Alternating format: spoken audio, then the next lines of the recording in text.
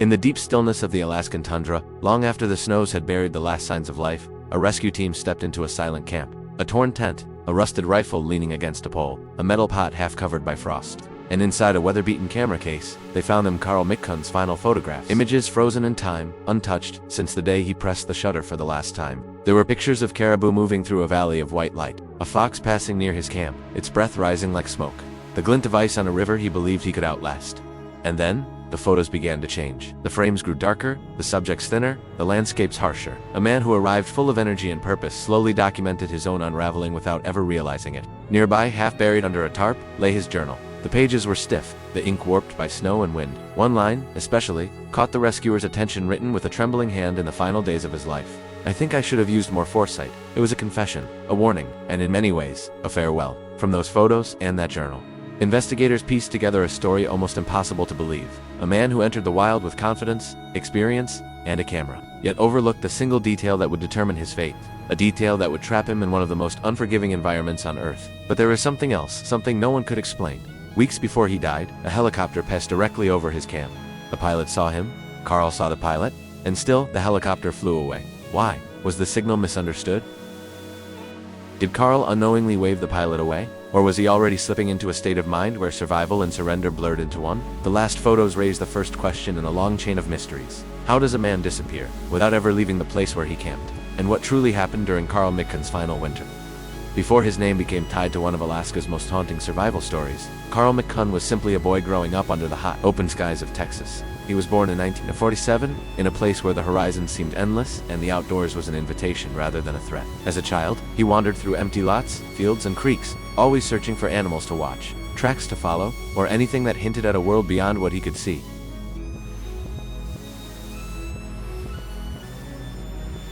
His mother, quiet and hardworking, encouraged his curiosity, but worried about how comfortable he was becoming with solitude. Even as a teenager, Carl spent long evenings alone hiking, fishing, or lying under the stars, absorbing the silence as if it nourished him. That solitude eventually solidified into passion.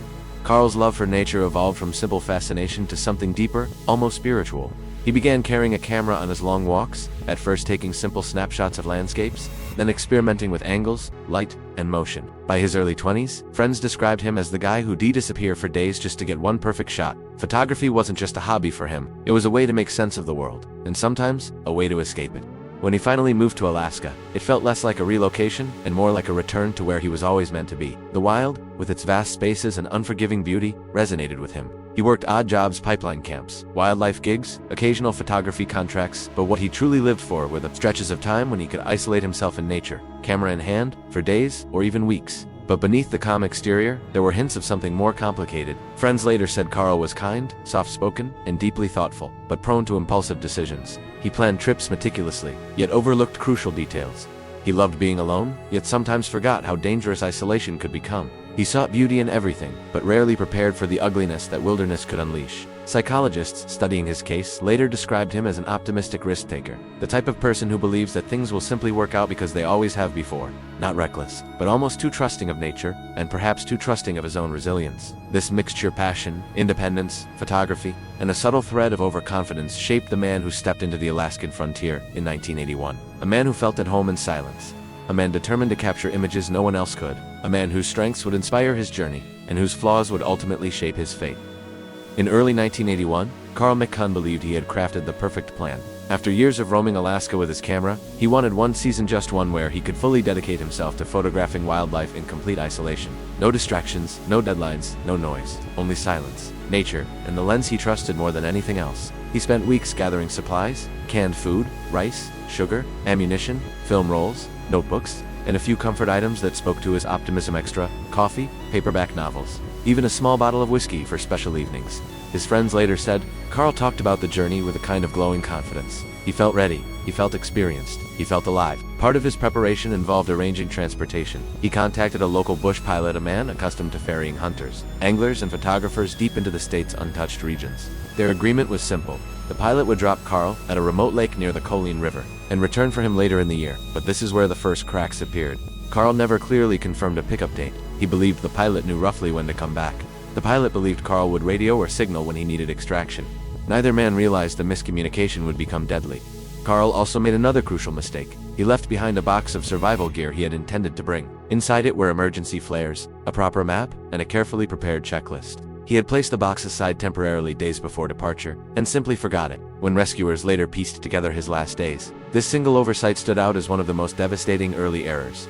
Still, on the morning of his departure, Carl was overflowing with excitement. The bush plane soared above rivers that twisted like dark ribbons through the tundra, snow-capped peaks towered on the horizon, wolves dotted the distant ridges like moving shadows.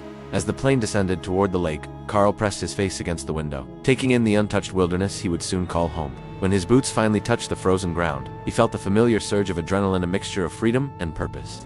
He unloaded his gear, waved to the pilot, and watched the small aircraft lift into the sky until it became a speck swallowed by clouds.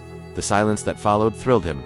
It was the silence he'd been chasing his entire life. He set up his tent, arranged his equipment, and wrote in his journal that night, "Everything is perfect. I feel like this is where I belong." But beneath that optimism lay the seeds of trouble. No confirmed pickup, no backup communication, no emergency signals, and a man who believed the wilderness loved him as much as he loved it. Carl had a plan, but the wilderness had plans of its own.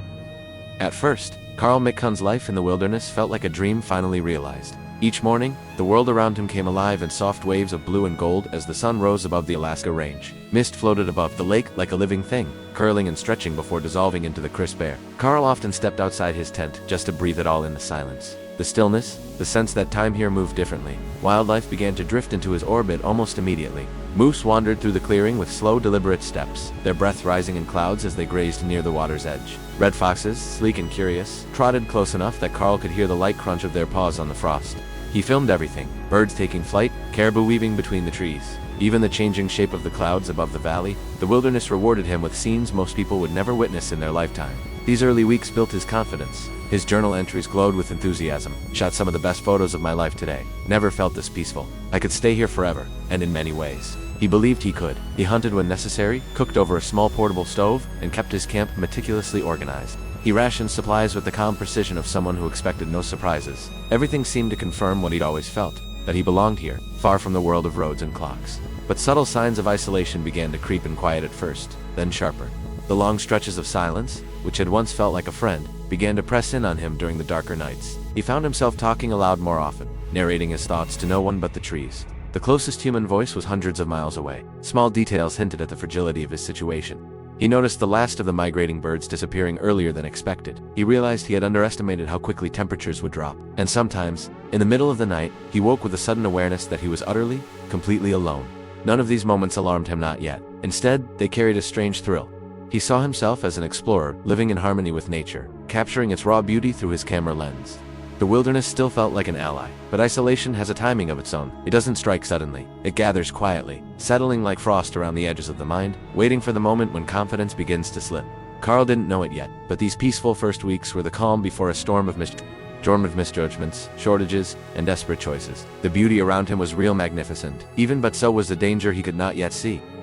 At first, the mistakes seemed small, almost invisible, absorbed by the thrill of living alone in the Alaskan wild. Carl McCunn still woke each morning with purpose, still filled his journal with optimism. But beneath that confidence, the first cracks had already begun to form. The most dangerous error was also the simplest. He was consuming his resources far too quickly. His early weeks were filled with generous meals, fixed stews, fried caribou strips, hot drinks poured without hesitation. He believed he had time. He believed the pilot would return long before the supplies ran thin. After all, he had set everything up, or so he thought. But the truth was harsher. Carl had never confirmed the pickup date. He had mentioned it casually to the pilot, expecting it would be remembered, yet never scheduled it, never signed anything, never wrote the date in the man's log. It was the kind of oversight that seems impossible and it isn't. Without realizing it, he had no plan B. He also underestimated how much energy his daily routines would require. Hunting took ammunition, photography drained batteries, and forced him to use more fuel to stay warm. Cooking through long, cold evenings burned through precious supplies of stove fuel faster than he expected. Every small action chipped away at the margin of safety he believed he had. Then came the logistical surprises. He had brought enough bullets to hunt, but not enough to waste. A few early shots missed their mark, and suddenly each remaining round felt heavier in his pocket. His fuel canisters, which he assumed would last the season, were already running alarmingly low. And as temperatures dropped, even simple tasks, melting snow, boiling water, drying clothes, required more fire, more energy, more resources. The first signs of worry appeared in his writing. Going through the food faster than planned. Wish I'd kept better track of the fuel. Should pace myself more. But he still believed everything would work out. He trusted the wilderness, trusted his abilities, trusted that the pilot would arrive around the right time. Expectation felt like certainty. Yet as the days shortened and the cold sharpened, the consequences of those early mistakes grew harder to ignore. He began counting cans. He weighed portions. He tried to fire fewer rounds, but every adjustment carried the same unspoken realization. He had entered the Alaskan interior without a backup plan. If something went wrong, there was no margin for error. The isolation that once felt peaceful now pressed heavier on his shoulders. And for the first time since arriving, he felt a faint but persistent tremor of doubt. Because deep down, Carl McCunn knew he had made the one mistake. No one survives in the wild. He had assumed the wilderness would wait for him. It wouldn't. The first misstate didn't worry him. Carl McCunn noted it in his journal with calm handwriting. Thought I'd see the plane today, maybe tomorrow. The sky that morning was clear, the river was silent, and the air carried the crisp bite of early autumn. He waited outside his tent for hours, scanning the horizon for the familiar hum of an engine. Nothing came. Still he shrugged it off. Maybe the pilot was delayed, maybe the weather had shifted back in Fairbanks, maybe communication wires had crossed. But as the days moved forward, something began to shift. Another date passed, then another. The valley remained empty and indifferent, the silence growing heavier with each sunrise. Carl began to climb onto higher ground, hoping to catch the first glimpse of a distant plane. But every time he reached the lookout point, all he found was wind, and a horizon that never changed. The doubt that had once been faint now pressed deeper into his thoughts. He began replaying every detail of his departure. Did he actually confirm the pickup? Had the pilot misunderstood the month? Or had Carl simply assumed it would all work out without ever truly securing the most important part of the expedition? His journal entries reflected the shift. Still no plane. Really thought he'd come today. Might have made a bad mistake then. The realization came crashing through him. The pilot wasn't late. The pilot wasn't delayed. The pilot probably wasn't coming at all, and he had no way to reach him. The Alaskan wilderness suddenly felt bigger, much bigger. Days of waiting stretched into weeks, and each sunset carried a little more fear. Carl's writing, once filled with energy and curiosity, became tighter, sharper, underlined with growing urgency. He began listening differently. Every faint rumble in the distance made his heart leap. Several times he burst from his tent, convinced he heard an engine. Most of the time it was only the wind shifting between the mountains. But then came the moment that would haunt the entire investigation. A helicopter did appear. Carl ran out of his camp. He waved, the pilot waved back. Then the helicopter banked and flew away. To this day, no one knows exactly what happened. Some believe Carl signaled all good by mistake a friendly wave, instead of the emergency sign he needed. Others think the pilot misinterpreted Carl's gestures, assuming he was simply greeting a passing aircraft. A tragic misunderstanding carved directly into history. After that moment, the hope Carl had held on to began to collapse. His journal turned more introspective. He tracked every day with precision. He wrote about dwindling supplies, about the cold settling earlier than expected, about regrets that kept him awake at night. The man who once entered the wild with excitement now faced an unforgiving truth. He was alone, and the window for rescue was closing. Still, he continued writing, his only lifeline, his only witness.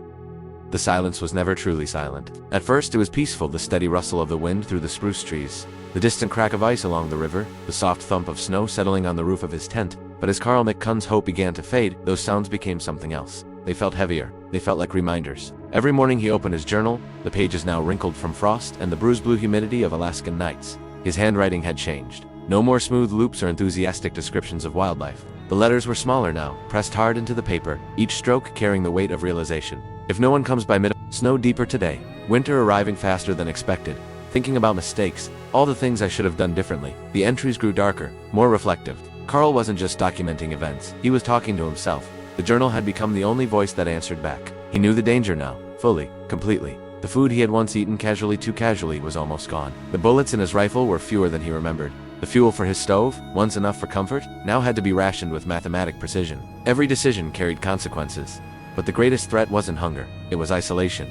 Days passed without a single sound of an aircraft. Not a buzz, not a vibration, not the faintest hum on the horizon. The realization set in slowly, like the frost creeping along the canvas of his tent. No one knew where he was. No one was coming. Carl described the loneliness in paragraphs that seemed to ache. Talked out loud today, just to hear a voice. Forgot what a human face looks like. The silence feels like it's watching me. He was not yet starving, not yet freezing, but he was beginning to understand something even more terrifying. He could disappear here, completely. Quietly, the mountains around him, once thrilling, now towered like indifferent giants. The river, once a companion, now whispered warnings. Even the animals he used to photograph, the foxes, the moose, kept their distance, as if sensing the shift inside him. And then came the first real snowstorm. It hit without mercy, coating the tundra in a thick white blanket that erased trails, landmarks, and any illusion of control. Carl huddled inside his tent, listening to the wind tear across the valley. His journal entry was short, shaky. Winter is here. The storm passed, but the message remained. The temperature dropped sharply. Night stretched longer. The sun, his last reliable companion, climbed lower in the sky each day. Carl no longer wrote about rescue. He wrote about survival. And beneath every word, between every line, was the whisper of a truth he could no longer deny. He was running out of time. For days, Carl had stared at the sky as if willing it to split open and send rescue. The silence of the valley had begun to feel heavier than the snow clouds gathering above it. But on that morning, something different happened. A vibration, faint, distant, rippled through the air. Not the wind, not the shifting ice. A sound Carl had been dreaming of since the crash. A helicopter. He froze, his breath hitched. Then he burst out of the cabin so fast the cold tore at his lungs. Above the tree line, a dark silhouette emerged, cutting slowly across the sky. It wasn't heading directly toward him, more like skimming the valley, surveying, searching for something. Carl waved his arms wildly, shouting until his voice cracked. He grabbed the metal panel he kept near the door, angling it to reflect the weak sunlight. The sound grew louder. The machine dipped, hesitated, hovered, and then came the gesture. Carl raised both arms again, one waving, the other gripping the metal sheet. At that distance, in that fractured light, the movement was chaotic, uneven, almost frantic. A survival signal, but also something else. Something the pilot, from inside a vibrating cockpit, might misinterpret. The helicopter tilted slightly. It circled once as though trying to decipher the scene below. Carl shouted again, stepping forward, slipping in the snow. If the pilot saw that fall in, he almost certainly did. It must have looked wrong, like a struggle, or a threat, or a warning. In remote rescue operations, ambiguous signals can be deadly. The aircraft rose a little higher. Carl felt the air pressure shift against his face as if the machine were pulling away the last fragments of hope he had left. He tried to run after it, stumbling, arms outstretched, voice breaking, but the helicopter had already begun drifting back into the clouds, swallowed by the same vast emptiness that had kept him trapped for weeks. Just like that, it was gone. Carl stood motionless in the snow long after the sound faded. The silence that followed was harsher than before. He replayed the moment again and again in his mind. Had the pilot recognized him? Had he seen a survivor? Or had Carl's frantic gesture, that desperate, uneven motion, been read as something dangerous? One thing was certain. The helicopter had come close. Close enough to save him. Close enough to end the nightmare. And yet it had turned away. No explanation. No sign. No return. That moment would become the biggest mystery of Carl's final weeks, the unanswered question that echoed through every page of his journal afterward. Why did the pilot leave? And what exactly did he think he saw? The helicopter's disappearance shattered something inside Carl. Until then, he had managed to maintain a fragile balance between fear and hope, convincing himself that rescue was inevitable. But now, the valley felt like a sealed world, and he was its last, forgotten inhabitant. Every breath stung with a new awareness. No one was coming for him. Not soon, maybe not ever. He returned to the cabin with a trembling urgency. From that moment on, every decision became a calculation of survival. He spread the remaining food on the table: dry rice, 2 cans of beans, a handful of nuts, and the last portion of jerky. It looked small enough to fit in a single meal. He forced himself to divide everything into tiny rations. A spoon of rice per day, half a handful of nuts stretched across a week. He even cut the jerky into strips so thin they looked like threads. Rationing bought him time, but not strength. Carl tried to hunt, dragging himself through the snow with a crude spear he had fashioned from a broken chair leg. But the valley offered nothing. No tracks, no birds, no movement besides the wind carving white scars across the ground. The silence of the place wasn't natural, it felt engineered, as if life itself avoided it. On the third attempt, Carl collapsed in the snow, too weak to lift the spear. He knew then that hunting was no longer an option. The valley would not feed him. The cold became a second enemy. The wind scraped the cabin walls every night, slipping through cracks despite his efforts to seal them with cloth and pieces of bark. His fingers grew stiff, purple at the tips, and each morning it took longer for feeling to return. Sleeping became a negotiation with frost. He wrapped himself in every blanket he had, yet the cold always won, slipping into his bones like ice water. Fatigue followed him constantly. It wasn't the tiredness of a long day, it was a deep, sinking exhaustion, as if each cell in his body was shutting down one after another. He grew dizzy whenever he stood up, his vision blurred without warning. Sometimes, while writing in his journal, his hand would tremble uncontrollably, forming shaky lines across the paper. He recorded everything, even the decline of his own strength, as if documenting it could somehow keep him alive. But the body has limits. One morning, Carl stepped outside to gather a small pile of firewood. The air was brutally sharp, the kind of cold that steals sound. After only a few meters, he felt his knees buckle. His breath came out in rapid, panicked bursts. He leaned against a tree, vision dimming at the edges. For the first time, he felt something he had avoided acknowledging. His body was failing. Back inside the cabin, he lay on the floor for hours, unable to move. His heartbeat was slow, heavy, as if pushing through thick sludge. His muscles twitched involuntarily, tiny spasms under the skin. Even his thoughts felt thinner, drifting like smoke instead of forming solid shapes. He wrote in his journal that day, "I am losing weight. I can see my ribs now. The cold feels heavier. I don't know how long I can keep this up." The words scared him, not because they described his decline, but because they felt like a confession and acknowledgement that survival was becoming less a fight and more a countdown. The valley did not comfort him. It watched him. Silent, patient, terribly indifferent. Days blurred together. Meals shrank. Firewood dwindled. Carl's movements became slow, measured, almost ritualistic. Wake up. Warm hands. Eat a tiny ration. Conserve energy. Right? Pray for warmth. Sleep. Then repeat. Every step, every breath, every heartbeat was becoming an act of will. His world had narrowed to a single objective: endure another day. But winter was closing in fast. and the valley had no mercy for the weak. In the heart of that frozen valley, Carl's body was failing, but his mind was unraveling even faster. The journal, once a place to record his observations, became his only companion, a fragile lifeline to humanity. Each entry grew more personal, more fragmented, as if he were writing not to remember, but to keep from disappearing altogether. At first, the messages were clear. I hope Mom knows I'm trying. Tell Dad I wasn't reckless on purpose. These were the kinds of thoughts you whisper when you still imagine a rescue. But as the days stretched into weeks, his writing shifted. Words drifted across the pages in uneven lines. Sometimes he addressed friends he hadn't seen in years, apologizing for things they had certainly forgotten. Sometimes he spoke to people who weren't alive anymore. There were moments of painful lucidity when he acknowledged his condition with brutal honesty. My hands shake. My legs feel like paper. I am not who I was when I came here. In those moments, Carl understood fully that he was deteriorating, and that each night might be the one he didn't wake from. But this clarity never lasted long. It flickered like the flame of his dying fire, threatened constantly by darkness. The sense of abandonment grew heavier. It wasn't just that the pilot hadn't come back. It was the crushing realization that the world outside continued to turn without him. Life was happening somewhere else, warm homes, bright stores, families talking, planes flying overhead, and he was no longer part of it. He wrote, "It feels like I slipped behind a curtain, like I'm watching the world from underwater." The thought haunted him. He had not simply become stranded. He had become invisible. The valley amplified that feeling. The silence was oppressive, not peaceful. It surrounded him like a presence, pressing against the walls of the cabin, filling the spaces between his breaths. At night, when the wind howled through cracks in the wood, he sometimes imagined it was a voice calling his name. Other nights, he thought he heard footsteps outside, slow, deliberate. Each time he opened the door, there was nothing but snow and the endless emptiness. These illusions came more frequently as hunger tightened its grip. His thoughts no longer flowed in straight lines. They circled back on themselves, looping, repeating, fracturing. One day he wrote a page-long letter to a woman he claimed was waiting for him by the river, a woman who did not exist. Another day, he spent hours staring at a single word he had written home, as if trying to remember what it meant. He began to talk aloud to the journal before writing in it. He would explain his plans to it, his fears, his regrets, as though it could answer him. The cabin had grown so quiet that even the sound of his own voice startled him. But he needed to hear something, anything to break the crushing solitude. The oscillation between lucidity and illusion became a daily torment. Some mornings Carl woke with a sharp mind, telling himself that he only had to endure a little longer. He would plan new strategies, sketch ideas in the margins of his journal, and speak with determination. But by nightfall, he often found himself undone, lost in the fog of confusion and weakness. Convinced he had seen lights in the sky or heard rescue helicopters in the distance. The emotional whiplash was exhausting. Hope, despair, clarity, hallucination, all of it repeated in an unpredictable cycle. His identity began to blur. In one entry he wrote, "I don't know who I am in here." In another, "I feel like I'm observing myself from outside my body."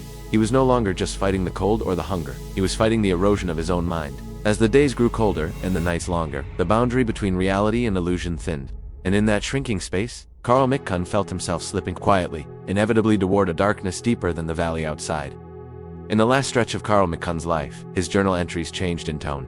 They became shorter, quieter, almost whispered onto the page. It was as if each sentence cost him more strength than he could spare. Yet he kept writing because the journal was the only witness left, the only proof that he had existed, hoped, feared, and fought until the very edge. His final phrases were stripped of the optimism and confusion that had filled earlier pages. There was no more bargaining with fate, no more desperate plans or attempts to reorganize what little he had left. Instead, his words carried a stark, fragile honesty. "I'm not angry," he wrote, "just tired." On another page, he added, "If this is my last week, I hope I faced it with courage." That simple thought revealed everything. Carl was no longer trying to escape the wilderness, he was preparing to meet it. His body had grown unbearably thin. Even simple movements brought a wave of dizziness. The cold seeped into his bones and stayed there, no matter how much he wrapped himself in blankets. Hunger had faded from sharp pain into a dull numbness. The human body, when starved long enough, eventually stopped screaming. The acceptance took shape slowly, like frost spreading across a window. At first, he resisted the idea, forcing himself to stay alert, thinking of ways he could still survive. But each attempt ended in exhaustion, and each failure made the truth harder to avoid. He could no longer hunt. He could no longer gather wood without stumbling. Even tending the fire became an hour-long ordeal. Survival was slipping out of his reach. One of his final entries read, "I think I misjudged my strength. Or maybe I wanted this more than I admitted." It was not a confession of despair, but of clarity. Coming to Alaska had never been a simple adventure for Carl. It had been a search for meaning, a test of self. Now at the end, he finally understood the cost of that quest. There was no fear in his writing anymore, only a calm, steady resignation. He wrote that he felt held by the silence, no longer threatened by it. The valley that had once felt like a prison, now felt like a place where he could lay down his burdens. He wrote farewell notes to his parents, apologizing for causing them pain, thanking them for their love. He added that he hoped they would remember him not as a victim of his mistakes, but as someone who tried to live fully. His final decision came on a day when the wind was strangely still. He wrote, "I will leave it to nature now. Whatever happens, happens." There was no dramatic declaration, no request to be saved, just a quiet acceptance that the wilderness he had admired so deeply would now dictate his final chapter. Carl placed his journal gently beside his sleeping bag. He cleaned the cabin as best as he could in almost symbolic gesture, as if preparing to leave a room he had occupied for too long. He arranged a few belongings neatly, then sat near the dwindling fire and closed his eyes, letting the warmth wash over him one last time.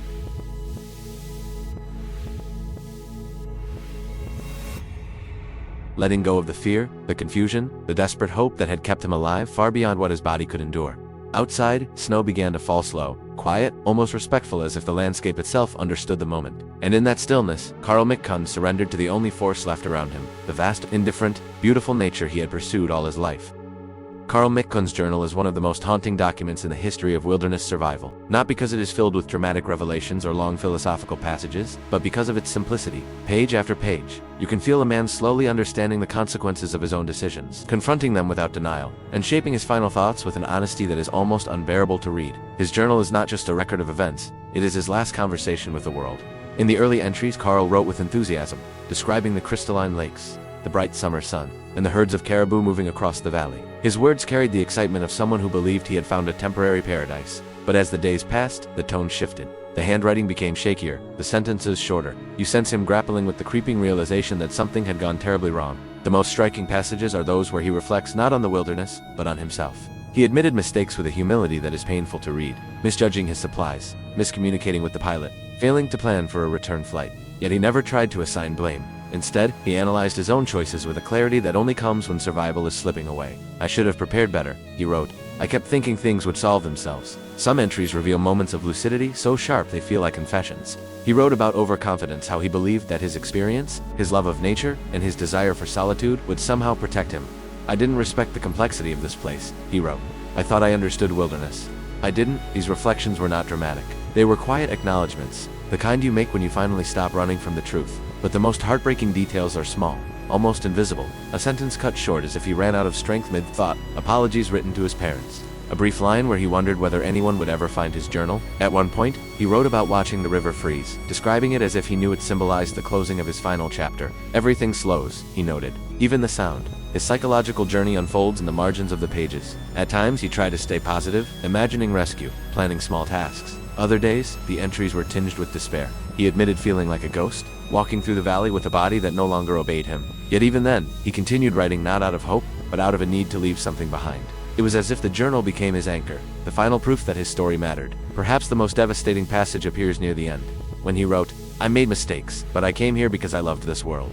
If this is where I end, I hope it's understood." Those lines are not just a reflection, they are a plea for compassion. A recognition that he was human, flawed, but driven by a sincere desire to feel alive. Carl's journal is not a collection of regrets. It is a testament to vulnerability, courage, and the devastating consequences of misjudgment in the wild.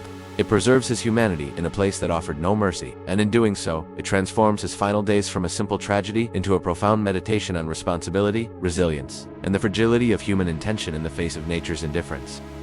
The discovery of Carl McCunn's camp remains one of the most somber and unforgettable episodes in the history of Alaska's search and rescue missions. When 2 state troopers were dispatched by helicopter in early 1982, months after Carl had made his final entry, they expected to find nothing more than an abandoned campsite swallowed by winter. Instead, what they uncovered was a scene frozen in time, quiet, orderly, and hauntingly human. As the helicopter circled the small lake, the rangers immediately noticed the shape of a tent half buried in snipperfs. The camp looked strangely intact, as if its occupant had stepped away only minutes earlier. But the absence of footprints, the stillness, the untouched frost along the canvas walls, told them otherwise.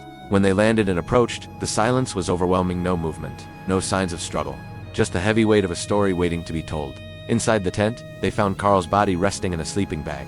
There was no chaos, no evidence of panic. Everything was arranged with care. Cooking pots cleaned, gear stacked, notebook placed within arm's reach. It was clear that in his final days, Carl had preserved a sense of dignity, even as the wilderness closed around him. Near him lay a .3006 rifle, a small collection of personal items, and the last pages of his journal, words written with fading strength. The rangers handled the journal with the care one gives to a fragile relic. As they flipped through the pages, they encountered a man's voice frozen in ink: his hopes, his failures, his observations, and the gradual descent into exhaustion. The entries traced the timeline of his ordeal with heartbreaking clarity. They gave the investigators not only a cause of death, starvation, and exposure, but a window into his emotional landscape. The journal didn't just explain what happened, it revealed who Carl had been in those final moments. Nearby, in a weatherproof case, the Rangers discovered his rolls of undeveloped film. Dozens of photographs captured the valley through Carl's eyes. Caribou crossing the river, sunrise cutting through autumn fog, self-portraits with a quiet smile. They were images filled with life, making the contrast with his final days all the more devastating. Those photos became an essential part of understanding his journey. They showed not just the landscape, but the spirit of a man who believed deeply in its beauty. With the journal and the photographs, investigators assembled the timeline of Carl's disappearance. They noted his early optimism, his growing isolation, the missed signals, and the devastating misunderstanding with the helicopter. His meticulous notes allowed them to reconstruct nearly every major turning point, from the depletion of his supplies to the moment he accepted that help might never arrive. The official report concluded that Carl had died in late December 1981, weeks before the rescue attempt could have reached him. It cited miscommunication with the pilot, inadequate planning, and an unforgiving winter as the primary factors. But the report also acknowledged something rare. Carl McCunn had remained remarkably composed and lucid for someone facing starvation. He had documented his decline with honesty, leaving behind a record that investigators described as one of the clearest self-written accounts of a man preparing for death. When the helicopter lifted off with Carl's remains, the valley returned to silence, as if it had swallowed the last trace of its visitor. But the evidence he left behind ensured that his voice would not disappear. In the end, Carl's story was not lost to the wilderness. It was carried out page by page, photograph by photograph, into the wider world. For decades, the story of Carl McCunn has remained wrapped in a fog of unanswered questions, a tragedy where one misunderstood gesture and one fragile human moment became the hinge between life and death. And even today, experts, pilots, survivalists, and psychologists continue to debate the same haunting mystery. Why didn't the helicopter understand that Carl needed help? And more importantly, did Carl himself still want to live in those final moments? The controversy begins with that brief, fateful encounter in October 1981. The pilot saw Carl. Carl saw the pilot. Both men acknowledged each other, but the signal Carl gave, a casual wave of the arm, was tragically ambiguous. In Alaska's bush language, where gestures can be the difference between rescue and disaster, a raised hand waving side to side usually means, "All good here." A desperate plea for extraction is almost always signaled by two arms raised straight overhead, forming a wide, unmistakable V. The pilot later said, he looked relaxed. He didn't seem to be in distress. From the air, that single wave, tired, slow, perhaps weakened by hunger, seemed like a simple greeting. To Carl, who had been isolated for months, that wave might have felt hopeful, friendly, human, but to the pilot, it meant the opposite. And with snow coming, fuel limited, and no radio communication, the helicopter left. This single misunderstanding has fueled endless speculation. Survival experts argue that Carl's mental state had already shifted. Weeks of isolation, dwindling supplies, and creeping malnutrition might have blurred his judgment. Actions that seem obvious to us, signals, fire smoke, large markers in the snow, rarely appear obvious to someone caught in a slow fog of starvation. As his journal later revealed, even Carl questioned himself. He wrote, "I don't know why I waved like that," a line that historians still wrestle with. But the deeper debate is even more unsettling. At that moment, did Carl actually want to survive? Some argue that he did. His journal is filled with careful tracking of his food, his attempts to hunt, his efforts to stay busy and alert. His notes show frustration, fear, longing. These are the emotions of someone fighting to live. Others see a more complex picture. In his final entries, Carl wrote words that suggested resignation, even acceptance. He spoke of being tired, of letting the wilderness decide, and of feeling at peace with whatever was coming. Psychologists who study prolonged isolation say it's common for the mind to drift into a quiet surrender, especially when hope flickers so many times before extinguishing. The question of Carl's intention may never be answered with certainty, but when you compare his case to other Alaskan disappearances, the pattern becomes clearer. Dozens of hunters, trappers, and photographers have vanished in the same vast, unforgiving landscape, some due to weather, others due to miscommunication, a few due to the overwhelming psychological pressure of being completely alone. Alaska demands more than skill. It demands clarity of mind, and that clarity is often the first thing the wilderness takes. In fact, search and rescue teams note that a significant number of fatalities in remote Alaska occur not because the victims lack experience, but because their mental state collapses quietly and invisibly. When isolation becomes total, thoughts shift. Decisions become slower, signals become ambiguous. Even the will to survive can falter. Carl McCunn's story fits painfully into this pattern. An experienced outdoorsman, well-intentioned but underprepared, slowly losing the sharpness needed to save himself. His misunderstanding with the helicopter wasn't just a physical mistake, it was the culmination of months of psychological erosion. And so the debate continues. Was Carl a victim of miscommunication, or was he already slipping beyond the point where rescue could have reached him? The mystery endures because both answers feel true, and because the wilderness, vast and silent, keeps its secrets well. Carl McCunn's story did not end in that lonely Alaskan valley. In the decades that followed his final journal entries, the photographs he left behind, and the silent, haunted campsite discovered by rangers became a powerful symbol within the survivalist community, one that reshaped how thousands of outdoor enthusiasts think about risk, preparation, and the fragile psychology of isolation. Among hardcore survivalists, Carl's case is often cited as the most preventable wilderness death in Alaska's modern history. Not out of disrespect, but out of a deep, almost solemn acknowledgement that tragedy can come not from dramatic accidents but from a series of small, human, relatable mistakes. His story is now taught in bush pilot training sessions, wilderness safety courses, and even in psychological studies, exploring the cognitive decline caused by extreme solitude. Carl became, unintentionally, a reference point, a reminder that survival is never just about gear or technique. It is about mindset, communication, and clarity under pressure. One of the most profound lessons his story offers is the importance of redundancy. Carl relied on a single plan, a pilot who never returned because the agreement was vague, undocumented, and never confirmed.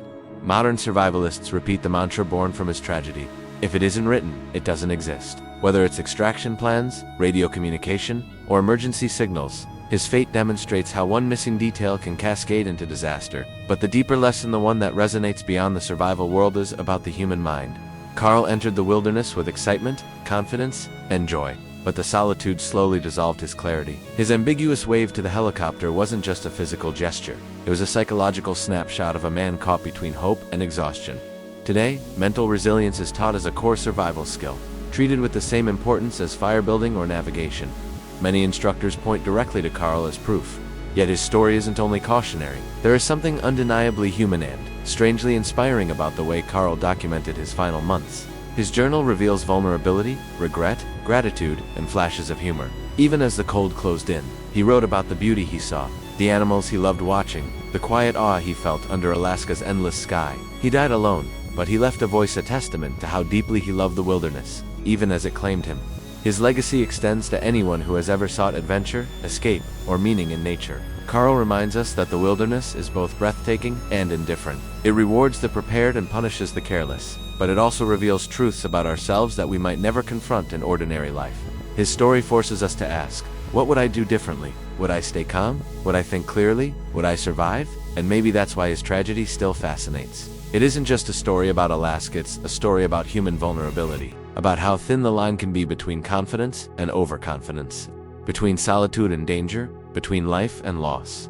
Before we close this chapter, one final reflection: Carl McCunn wasn't reckless. He wasn't incompetent. He was human. And sometimes, humanity alone isn't enough to outmatch the wilderness. If this story moved you, if it made you think, or if it taught you something new about survival, consider supporting this channel. Leave a comment with your thoughts. What part of Carl's journey struck you the most? Hit the like button and subscribe for more true, authentic wilderness stories that reveal the hidden side of America. Your engagement helps keep these forgotten stories alive.